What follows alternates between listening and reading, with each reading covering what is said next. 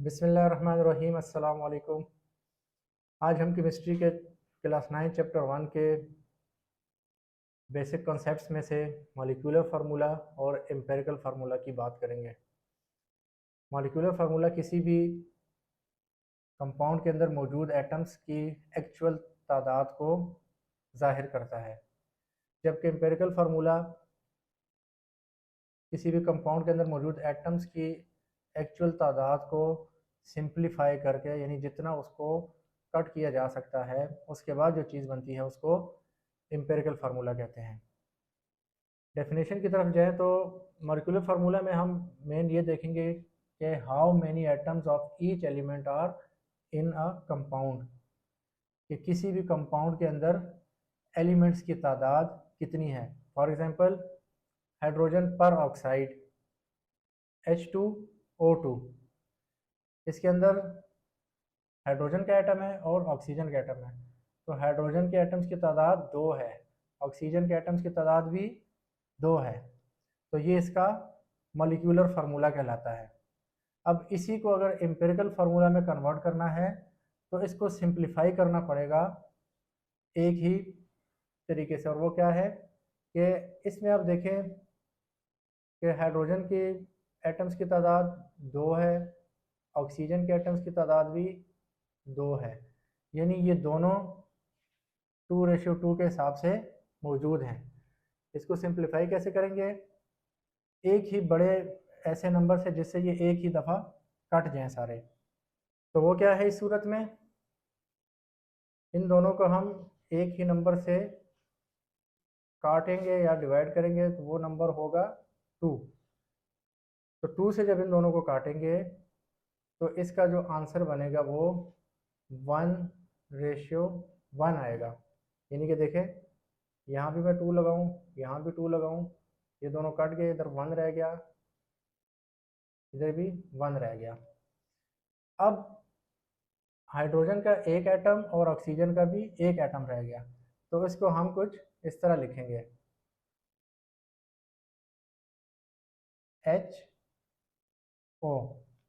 ये जो HO है, अब ये हाइड्रोजन पर ऑक्साइड का एम्पिरिकल फार्मूला कहलाएगा। इसी तरह अगर बेंजीन की बात करें, C6H6, तो इसमें देखें तो 6 कार्बन है और 6 ही हाइड्रोजन है। तो इनको हम 6 से सेम नंबर से दोनों तरफ डिवाइड करेंगे तो ये बन जाएगा 1:1, यानी एक कार्बन का एटम और एक हाइड्रोजन का एटम बन जाएगा। तो इसकी क्या बन जाएगी रेशियो? 1:1।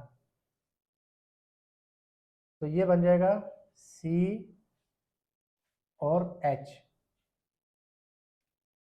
तो ये जो CH है ये बेंजीन का एम्पिरिकल फार्मूला कहलाएगा। इसी तरह अगर देखें ग्लूकोज C6H12O6, तो इसमें ग्लूकोज को अगर देखें तो 6:12:6। अब इसको सिंप्लीफाई करना है तो इसको हम इस पूरे को एक ही नंबर से, बड़े नंबर से, यानी ये तो 2 से भी कट सकता है, लेकिन बड़ा नंबर क्या होगा? 3 से भी हो सकता है, लेकिन उससे बड़ा क्या होगा? 6, जिससे एक ही दफ़ा इसको सिंप्लीफाई कर लें। तो ये बन जाएगा 1:2:1, यानी कि कार्बन एक दफ़ा, हाइड्रोजन कितना रह गया? हाइड्रोजन 2 दफ़ा, और ऑक्सीजन की रेशियो भी 1 रह गया, ऑक्सीजन भी एक दफ़ा रह गया। तो 1:2:1 के हिसाब से ग्लूकोज का एम्पिरिकल फार्मूला CH2 बनेगा। इसी तरह इथीन है C4H8, तो जैसा कि आपको नज़र आ रहा है 4 और 8 एक ही टेबल में, यानी 4 में आते हैं, तो इसको 4 से काटेंगे तो कार्बन बिल्कुल 1 रह जाएगा और हाइड्रोजन जो है वो उसके 2 एटम रह जाएंगे। तो इसका एम्पिरिकल फार्मूला बन जाएगा CH2। उसके बाद राइबोज C5H10O5, ये तीनों 5 के टेबल में आते हैं। इनको सिंप्लीफाई करेंगे, 5 यहाँ कटेगा तो 1 रह जाएगा, इधर 2 रह जाएगा, इधर 1, यानी कार्बन का 1, हाइड्रोजन का 2 और ऑक्सीजन का 1 एटम जो है वो रह जाएगा। तो ये बन जाएगा इसका CH2O। ये राइबोस का एम्पिरिकल फार्मूला बन जाएगा। अब कुछ कंपाउंड्स ऐसे भी होते हैं जिनका एम्पिरिकल और मॉलिक्यूलर फार्मूला सेम होता है, जैसा कि इधर लिखा हुआ है सम कंपाउंड्स में have same empirical and molecular formula. जैसे वाटर है H2O, तो इसको आप देख सकते हैं 2 हाइड्रोजन के एटम, 1 ऑक्सीजन के एटम, इसको मज़ीद सिंप्लीफाई नहीं किया जा सकता। तो ये एज इट इज़ इसको हम उसी तरह लिखेंगे जैसे ये मौजूद है। तो ये वाटर का मॉलिक्यूलर और एम्पिरिकल फार्मूला सेम। इसी तरह हाइड्रोक्लोरिक एसिड HCl सिंप्लीफाई तो ये भी सेम ही रहेगा। इसी तरह NaCl का भी आप देख रहे हैं सेम।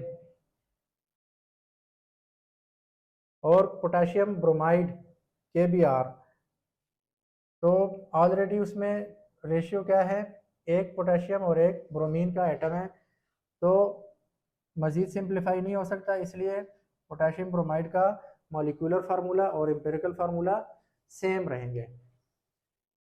तो इसी तरह कुछ कंपाउंड्स ऐसे भी हैं कि जिनका एम्पिरिकल फार्मूला सेम निकलेगा। Many different compounds can all have same empirical formula.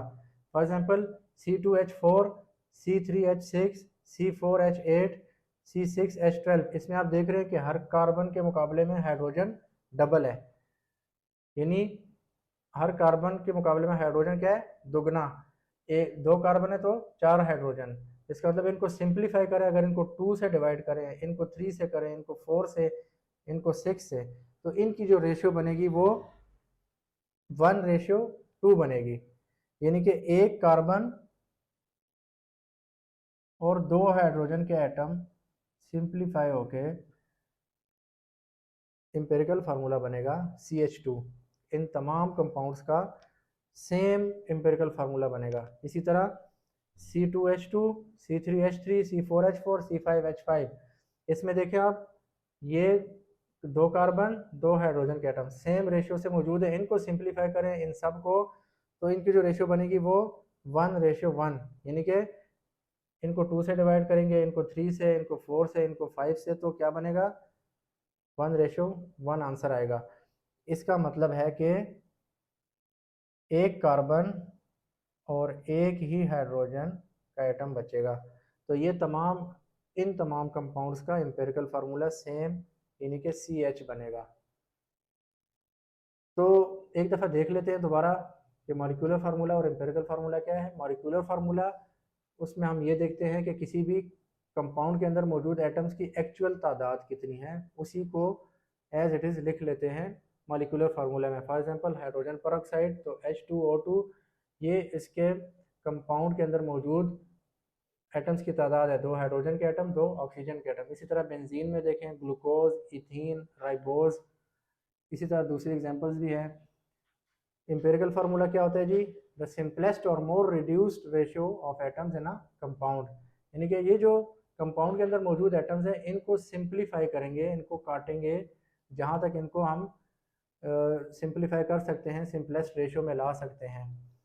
तो जैसे हमने हाइड्रोजन पर ऑक्साइड को सिंप्लीफाई किया तो वो बन गया HO, यानी H2O2 से HO बन गया, C6H6 से CH बन गया, C6H12O6 ग्लूकोज का CH2O बन गया। ये इसका एम्पिरिकल फार्मूला। इसी तरह बाकियों का भी।